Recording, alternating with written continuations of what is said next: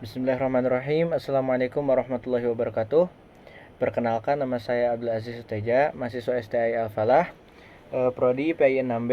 Di sini saya akan mengerjakan tugas video daripada ujian tengah semester mata kuliahan menelaah kurikulum pendidikan agama Islam. Nah, di sini saya membawakan materi yakni komponen kurikulum pendidikan agama Islam. Sebelumnya yang saya hormati kepada Bapak dosen pengampu, Bapak Tajuddin Zuhri, sudah memberikan saya kesempatan untuk menjelaskan salah satu daripada materi kurikulum PAI ini. Nah, sebagai pendahuluan, di dalam dunia pendidikan, perencanaan dan pengarahan anak didik dalam menapaki jenjang pendidikan sangatlah urgen. Hal ini terkait dengan tuntutan masyarakat modern yang senantiasa mengikuti arah kemajuan. Salah satu komponen dalam usaha melayani tuntutan masyarakat tersebut adalah kurikulum yang sesuai dengan komponen yang sesuai dengan iklim kehidupan masyarakat konsumen pendidikan. Nah, kurikulum ini secara etimologi berasal dari bahasa Yunani kuno, yakni kurikulum. Dalam bahasa Yunani berasal dari kata kurir yang artinya pelari dan kurer artinya tempat berpacu. Nah, disatukan dalam kalimat kurikulum diartikan jarak yang harus ditempuh oleh pelari. Mengambil makna yang terkandung dari rumusan di atas, kurikulum dalam pendidikan diartikan sejumlah mata pelajaran yang harus ditempuh atau diselesaikan anak didik untuk memperoleh ijazah. Nah, dapat diartikan secara sederhana, kurikulum ini adalah segala pengalaman anak di sekolah di bawah bimbingan sekolah. Jadi, ketika membimbing anak dan mendidik anak itu terdapat cara dan alat untuk menjalankan sebuah pembelajaran. Nah, di sini kurikulum merupakan alat atau kunci dalam proses pendidikan formal. Tidak mengherankan apabila alat ini selalu dirombak atau ditinjau kembali untuk mengikuti perkembangan ilmu, pengetahuan, dan zaman. Nah, oleh sebab itu, kurikulum juga harus selalu berkembang. Istilah pengembangan merujuk pada suatu kegiatan menghasilkan suatu alat atau cara baru, di mana selama kegiatan tersebut penilaian dan penyempurnaan terhadap alat atau cara tersebut terus dilakukan. Bila setelah mengalami penyempurnaan dan penyempurnaan itu akhirnya alat atau cara tersebut dipandang cukup atau mantap untuk digunakan seterusnya, nah maka berakhirlah kegiatan pengembangan tersebut. Kegiatan pengembangan kurikulum mencakup penyusunan kurikulum itu sendiri. Nah, pelaksanaan di sekolah-sekolah yang disertai dengan penilaian intensif. Di dalam penjelasan ini, saya akan membahas mengenai komponen-komponen dalam kurikulum dan pengembangan komponen-komponen tersebut dalam kurikulum pendidikan agama Islam. Kurikulum merupakan salah satu komponen yang sangat menentukan dalam suatu sistem pendidikan. Karena itu, kurikulum merupakan alat untuk mencapai tujuan pendidikan dan sekaligus sebagai pedoman dalam pelaksanaan pengajaran pada semua jenis tingkat pendidikan. Nah, lanjut ke pembahasan. Yang pertama saya akan menjelaskan yakni tentang konsep dasar kurikulum PAI. Nah, kurikulum merupakan salah satu komponen yang sangat menentukan dalam suatu sistem pendidikan karena ia merupakan alat untuk mencapai tujuan pendidikan tersebut dan sekaligus sebagai pedoman dalam pelaksanaan pengajaran pada semua tingkatan pendidikan. Di sini Muhammad Arifin memandang kurikulum sebagai seluruh bahan pelajaran yang harus disajikan dalam proses kependidikan dalam suatu sistem institusional pendidikan. Nah, di sini juga ada pendapat lain yakni dari S. Nasution menyatakan bahwa ada beberapa penafsiran lain tentang kurikulum. Di antaranya yang pertama yakni kurikulum sebagai produk atau hasil pengembangan kurikulum. Yang kedua itu ada kurikulum sebagai hal-hal yang diharapkan akan dipelajari oleh siswa, yakni sikap keterampilan tertentu. Dan yang ketiga yakni kurikulum dipandang sebagai pengalaman siswa. Nah, oke. Seperti pengertian-pengertian yang sudah dijelaskan tadi oleh beberapa pendapat itu, jika diaplikasikan dalam kurikulum pendidikan Islam, maka kurikulum berfungsi sebagai pedoman yang digunakan oleh pendidik untuk membimbing peserta didiknya ke arah tujuan tertinggi pendidikan Islam. Nah, melalui akumulasi sejumlah pengetahuan, keterampilan, dan sikap. Tentu, karena kurikulum PAI ini PAI khususnya mengedepankan dan menekankan kepada peserta didik tersebut untuk membangun di dalam dirinya agar tidak hanya mempunyai kecerdasan intelektual, yakni di ranah kognitif, tetapi pendidikan agama Islam ini juga sangat menekankan kepada penilaian efektifnya, yakni kepada nilai sikap. Nah, tentunya di sini ada alatnya dan ada cara-caranya, yakni dengan kurikulum yang diajarkan untuk pembelajaran PAI. Nah, oke. Di sini pendidikan Islam yang berfalsafah, yang berfilsafat Al-Quran sebagai sumber utamanya, menjadikan Al-Quran sebagai sumber utama penyusunan kurikulum. Di dalam Al-Quran dan hadis ditemukan kerangka dasar dan dapat dijadikan sebagai pedoman dan penyusun kurikulum pendidikan Islam. Kerangka dasar tersebut adalah, yang pertama itu ada tauhid. Tauhid sesuai dengan Al-Quran bahwa menjadi kurikulum ini. Pendidikan Islam adalah tauhid dan harus dimantapkan sebagai unsur pokok yang tidak dapat dirubah. Dalam Al-Quran, Allah menyatakan sifat tauhid sebagai berikut. Ini artinya, dialah Allah yang Maha Esa. Allah tempat memohon, dialah tak berputra, tak beribu bapa, dan tiada satupun menyamainya. Dan ini Quran surah Al-Ikhlas ayat 1 sampai 4. Yang kedua ada Iqra. Nah, kurikulum inti selanjutnya adalah perintah membaca. Nah, yakni ayat-ayat Allah yang meliputi 3 macam ayat, yaitu yang pertama ayat Allah yang berdasarkan wahyu, yang kedua ayat Allah yang ada pada diri manusia, yang ketiga ayat Allah yang terdapat di dalam semesta di luar diri manusia. Ketiga ayat tersebut terdapat dalam Quran surah Al-Alaq ayat 1 sampai 5. Nah, selanjutnya, sedangkan menurut Armai Arif, yang dimaksud dasar-dasar kurikulum pendidikan Islam antara lain adalah, yang pertama itu ada dasar agama, yang kedua ada dasar filsafat, yang ketiga ada dasar psikologis, dan keempat ada dasar sosial. Yang pertama dasar agama, yakni kurikulum diharapkan dapat mendorong siswa untuk membina iman yang kuat teguh terhadap ajaran agama. Tentu karena di dalam pendidikan agama Islam ini karena dasarnya itu adalah Quran dan hadis, tentunya difokuskan untuk kepada pendidik itu harus bisa mempunyai iman dan sikap yang jujur, amanah, dan tanggung jawab. Lalu yang keduanya itu ada dasar filsafat, yakni pendidikan Islam harus berdasarkan wahyu Tuhan dan tuntutan Nabi Muhammad SAW serta warisan para ulama. Yang ketiga ada dasar filosofis. Kurikulum tersebut harus sejalan dengan ciri perkembangan siswa, tahap kematangan, dan semua segi perkembangannya. Nah, yang keempat yakni dasar sosial. Kurikulum diharapkan turut serta dalam proses kemasyarakatan terhadap siswa, penyesuaian mereka dengan lingkungannya, pengetahuan dan kemahiran mereka dalam membina umat dan bangsanya.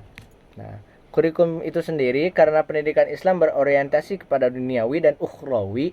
Di dalam Islam, antara dunia dan akhirat merupakan satu kesatuan tujuan, yakni kehidupan dunia adalah media untuk kehidupan akhirat, sementara akhirat merupakan konsekuensi atas kualitas kehidupan kita di dunia. Nah, segala perbuatan muslim dalam bidang apapun memiliki kaitan dengan akhirat. Untuk itu, keempat dasar kurikulum tadi di atas yang sudah saya bacakan merupakan landasan atau pijakan dalam mencapai tujuan hidup di dunia dan di akhirat. Nah, selanjutnya saya akan menjelaskan pembahasan inti, yakni pembahasan tentang komponen kurikulum PAI. Komponen kurikulum secara umum dalam dunia pendidikan yang luas, menurut Syahodi Sukmadinata, teridentifikasi dalam unsur atau komponen dalam anatomi tubuh kurikulum. Komponen tersebut terdiri dari bagian-bagian sebagai berikut, yakni yang pertama ada tujuan, isi atau materi, proses atau sistem penyampaian, serta medianya, dan yang terakhir ada evaluasi. Yang mana keempat tersebut memiliki kaitan yang erat satu dengan yang lainnya. Hampir sama dengan pendapat yang lain, yakni ada dari Hamid Syarif. Walaupun terjadi sedikit perbedaan istilah, telah diuraikan tentang kurikulum secara struktural. Terbagi menjadi beberapa komponen, di antaranya adalah tujuan kurikulum, komponen isi atau bahan, komponen strategi pelaksanaan, dan komponen evaluasi. Nah, dari yang sudah tadi saya jelaskan, dari dua pendapat tadi, maka dapat disimpulkan komponen kurikulum setidaknya harus terdiri dari 4 komponen, yaitu tujuan, materi atau isi, metode, dan evaluasi. Oleh karena itu, dari pembahasan sebelumnya tentang pembelajaran PAI, maka khusus untuk kurikulum PAI di dalamnya harus bermuatan nilai-nilai ajaran Islam pada setiap komponen secara integral. Untuk lebih jelasnya, yang dimaksud dari keempat komponen tersebut sebagaimana dalam uraian berikut ini. Yang pertama yakni ada tujuan. Dalam kurikulum pendidikan, dasar dan menengah dikenal kategori tujuan sebagai berikut. Yang pertama, tujuan pendidikan nasional. Tujuan pendidikan nasional merupakan tujuan jangka panjang, tujuan ideal pendidikan bangsa Indonesia. Tujuan pendidikan Indonesia sebagaimana tercantum dalam Undang-Undang Republik Indonesia tahun 2003 tentang sistem pendidikan nasional pada bab 2 pasal 3, yaitu pendidikan nasional berfungsi mengembangkan kemampuan dan membentuk watak serta peradaban bangsa yang bermartabat dalam rangka mencerdaskan kehidupan bangsa. Bertujuan untuk berkembangkan potensi peserta didik agar menjadi manusia yang beriman dan bertakwa kepada Tuhan Yang Maha Esa, berakhlak mulia, sehat, berilmu, cakap, kreatif, mandiri, dan menjadi warga negara yang demokratis serta bertanggung jawab. Yang kedua ini ada tujuan institusional atau tujuan lembaga atau satuan pendidikan, yakni tujuan yang diharapkan yang dicapai oleh suatu lembaga pendidikan. Misalnya tujuan pendidikan itu tingkatnya yang pertama ada SD, SLTP atau SMP, SMU atau SMA, SMK, dan juga PT. Nah, yang ketiga ada tujuan kurikuler atau tujuan pengajaran, yakni penjabaran dari tujuan institusional, yaitu yang berisi pemrograman pendidikan yang menjadi sasaran suatu bidang studi atau mata kuliah. Misalnya, tujuan mata pelajaran agama. Tujuan pelajaran agama yakni agar siswa ini itu dapat memahami cara melakukan sholat yang baik dan benar, dan itu menjadi sebuah tujuan bagi kurikulum PAI ini agar siswa tersebut bisa melakukan dan bisa mengaplikasikan ilmu yang sudah dia dapatkan tentang bagaimana cara menjalankan sholat yang baik yang benar. Siswa itu bisa dapat diaplikasikan kepada ibadah sholat tersebut. Nah, tujuan pendidikan Islam memiliki perbedaan dengan tujuan pendidikan lain. Misalnya tujuan pendidikan menurut pemahaman pragmatisme yang menitik berbagai pemanfaatan hidup manusia di dunia yang menjadi standar ukurannya sangat relatif. Tetapi di dalam kurikulum pendidikan Islam ini sama, hanya saja mempunyai tambahan yakni melebihkan kepada pendidikan agamanya dan pendidikan moralnya.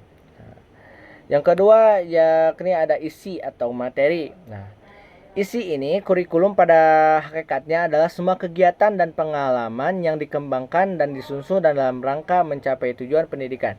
Isi kurikulum atau pengajaran bukan hanya terdiri atas sekumpulan pengetahuan atau kumpulan informasi, tapi harus merupakan kesatuan pengetahuan terpilih dan dibutuhkan bagi pengetahuan baik bagi pengetahuan itu sendiri maupun siswa dan lingkungannya. Nah, di sini terdapat dua hal yang harus diperhatikan ketika membicarakan isi kurikulum. Yang pertama, isi kurikulum didefinisikan sebagai bahan atau materi belajar dan mengajar. Bahan itu tidak hanya berisikan informasi faktual, tetapi juga mencakup pengetahuan, keterampilan, konsep, sikap, dan nilai. Ya. Yang kedua, ada dalam proses belajar mengajar. Dua elemen kurikulum yaitu isi dan metode berinteraksi secara konstan. Ini memberikan signifikansi jika ditransmisikan kepada anak didik dalam beberapa hal dan cara. Dan itulah yang disebut metode atau pengalaman belajar mengajar. Nah, secara umum isi kurikulum itu dapat dikelompokkan menjadi 3 bagian. Yang pertama itu ada logika, yaitu pengetahuan tentang benar-benar salah. Logika yaitu pengetahuan tentang benar dan salah berdasarkan prosedur berdasarkan prosedur keilmuan. Tentunya kurikulum PAI ini ditekankan untuk tentunya kurikulum PAI ini adalah alat untuk jalannya pendidikan agar siswa itu dapat mempunyai kemampuan yang dimana kecerdasan intelektualnya itu berkembang. Nah, yang kedua itu ada etika, yaitu pengetahuan tentang baik buruknya nilai dan moral. Yakni diantaranya nilai moral ini yakni ada sikap, jujur, amanah, dan rasa tanggung jawab. Nah, ini sangat ditekankan kepada pengajaran kurikulum PAI. Yang ketiga ada estetika, yaitu pengetahuan tentang indah jelek yang ada nilai seni. Berdasarkan pengelompokan isi kurikulum tersebut, maka pengembangan isi kurikulum harus disusun berdasarkan prinsip-prinsip sebagai berikut. Yang pertama, mengandung bahan kajian, tentu saja yang dapat dipelajari peserta didik dan dalam proses pembelajaran. Ketika kita ingin mengajarkan suatu pembelajaran, tentunya harus mengandung bahan kajian atau topik yang harus disampaikan kepada murid-murid. Yang kedua yaitu berorientasi pada standar kompetensi lulusan atau standar kompetensi mata pelajaran dan kompetensi dasar yang telah ditetapkan. Seperti mata pelajaran akidah ini harus ditetapkan kepada murid itu agar siswa itu dapat menumbuhkan sikap jujur dan sikap amanah di dalam dirinya. Itu adalah merupakan metodenya yaitu menyiapkan mata pelajaran dan topik untuk disampaikan pengetahuan tersebut kepada murid. Yang ketiga, yakni ada metode atau strategi pembelajaran atau strategi. Nah, metode atau strategi ini merupakan komponen ketiga dalam pengembangan kurikulum. Nah, komponen ini merupakan komponen yang memiliki peran sangat penting karena berhubungan dengan implementasi kurikulum, strategi merujuk pada pendekatan dan metode serta peralatan mengajar yang digunakan dalam pengajaran. Tetapi, pada hakikatnya strategi pengajaran tidak hanya terbatas pada hal itu aja. Pembicaraan strategi pengajaran tergambar dari cara yang ditempuh dalam melaksanakan pengajaran, mengadakan penilaian, pelaksanaan bimbingan, dan mengatur kegiatan baik yang secara umum berlaku maupun yang bersifat khusus dalam pengajaran. Metode atau strategi pelaksanaan kurikulum ini berhubungan dengan bagaimana kurikulum itu dilaksanakan di sekolah. Kurikulum merupakan rencana ide, harapan yang harus diwujudkan secara nyata di sekolah sehingga mampu mengantarkan anak didik mencapai tujuan pendidikan. Kurikulum yang baik tidak akan mencapai hasil yang maksimal jika pelaksanaannya menghasilkan sesuatu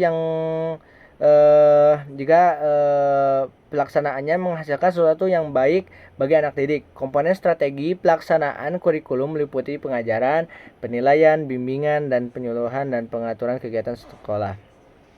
Metode atau perangkat kegiatan yang direncanakan untuk mencapai tujuan tertentu. Strategi pembelajaran merupakan rencana tindakan atau rangkaian kegiatan termasuk penggunaan metode dan pemanfaatan berbagai sumber daya atau kekuatan dalam pembelajaran. Nah, upaya ini untuk mengimplementasikan rencana yang sudah disusun dalam kegiatan nyata agar tujuan yang telah disusun tercapai secara optimal dinamakan metode. Metode pembelajaran yang berorientasi pada guru tersebut mendapatkan reaksi dari kalangan progresivisme. Menurut kalangan progresivisme, yang seharusnya aktif dalam suatu proses pembelajaran adalah peserta didik itu sendiri. Peserta didik secara aktif menentukan materi dan tujuan belajarnya sesuai dengan minat dan kebutuhannya, sekaligus menentukan bagaimana cara-cara yang paling sesuai untuk memperoleh materi dan mencapai tujuan belajarnya. Nah, pembelajaran ini yang berpusat pada peserta didik mendapat dukungan dari kalangan rekonstruktivisme yang menekankan pentingnya proses pembelajaran melalui dinamika kelompok. Nah, pembelajaran ini cenderung bersifat kontekstual. Metode dan teknik ini yang digunakan tidak lagi dalam bentuk penyajian dari guru tetapi lebih bersifat individual, langsung dan memanfaatkan proses dinamika kelompok atau kooperatif seperti pembelajaran moduler, observasi, diskusi atau sejenisnya. Selanjutnya, dengan munculnya pembelajaran berbasis teknologi yang menekankan pentingnya penguasaan kompetensi membawa implikasi tersendiri dalam penentuan strategi pembelajaran. Meski masih bersifat penguasaan materi atau komponen seperti dalam pendekatan klasik, tetapi dalam pembelajaran teknologis masih dimungkinkan bagi peserta didik untuk belajar secara individual. Gitu. Yang terakhir, komponen terakhir yakni ada evaluasi. Evaluasi merupakan salah satu komponen kurikulum dan pengertian terbatas. Evaluasi kurikulum dimaksudkan untuk memeriksa tingkat ketercapaian tujuan-tujuan pendidikan yang ingin diwujudkan melalui kurikulum yang bersangkutan. Sedangkan dalam pengertian yang lebih luas, evaluasi kurikulum dimaksudkan untuk memeriksa kinerja kurikulum secara keseluruhan, ditinjau dari berbagai kriteria. Indikator kinerja yang dievaluasi tidak hanya terbatas pada efektivitas saja, namun juga relevansi, efisiensi, kelalaian atau feasibility program. Nah, evaluasi kurikulum memegang peranan penting baik untuk penentuan kebijakan pendidikan pada umumnya maupun untuk pengambilan keputusan dalam kurikulum itu sendiri. Hasil-hasil evaluasi kurikulum dapat digunakan oleh para pemegang kebijakan pendidikan dan para pengembangan kurikulum dapat dalam memilih dan menetapkan kebijakan pengembangan sistem pendidikan dan pengembangan model kurikulum yang digunakan. Nah, hasil-hasil evaluasi kurikulum juga dapat digunakan oleh guru-guru, kepala sekolah, dan para pelaksana pendidikan lainnya dalam memahami dan membantu perkembangan peserta didik, memilih bahan pelajaran, memilih metode dan alat-alat bantu pelajaran, cara penilaian, serta fasilitas pendidikan lainnya. Nah, setelah saya menjelaskan 4 komponen yakni daripada pembahasan inti tersebut, dapat saya simpulkan bahwa peranan kurikulum pendidikan ditinjau dari segi manapun sangatlah urgent. Hal ini terkait dengan proses transformasi keilmuan dari generasi tua ke generasi muda. Sudah sepatutnya kurikulum selalu dievaluasi untuk dapat penyesuaian dengan tuntutan zaman yang terus melangkah ke era kemajuan baik secara saintifik maupun kreativitas. Berbagai pemikiran yang kerap kali berbenturan dengan nilai religi, hal ini yang harus diperhatikan lagi bahwa dari tahun ke tahun kurikulum akan terus berubah sesuai dengan perubahan dan perkembangan pemikiran manusia. Namun, bagaimana cara mengatasi pemahaman tersebut? Hal ini sangat tergantung kepada kecermatan pengembangan kurikulum itu sendiri. Satu hal yang harus dan mesti diperhatikan adalah bagaimana lembaga pendidikan Islam dapat mengadaptasi masalah ini tanpa melupakan esensi ajaran-ajaran agama Islam itu sendiri. Alhamdulillah, sekian yang dapat saya sampaikan. Mohon maaf apabila banyak sekali kesalahan. Sekian dari saya. Abdul Aziz Teja. Billahi taufiq wal hidayah. Wassalamualaikum warahmatullahi wabarakatuh.